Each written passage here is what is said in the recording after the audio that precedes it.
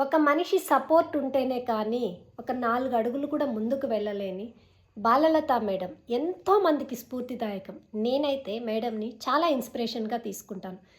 మన శరీరంలో అన్ని అవయవాలు బాగున్నా, మన మైండ్ షార్ప్‌గా ఉన్నా, తెలివితేటలు ఉన్నా, కష్టపడే తత్వం ఉన్నా మనం ఎందుకు ముందుకు వెళ్ళలేకపోతున్నాం?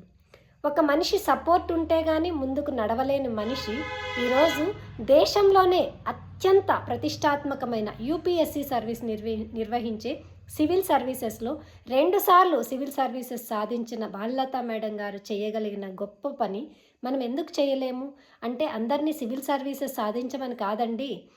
ప్రతి ఒక్క మనిషిలో ఒక టాలెంట్ అనేది ఉంటుంది.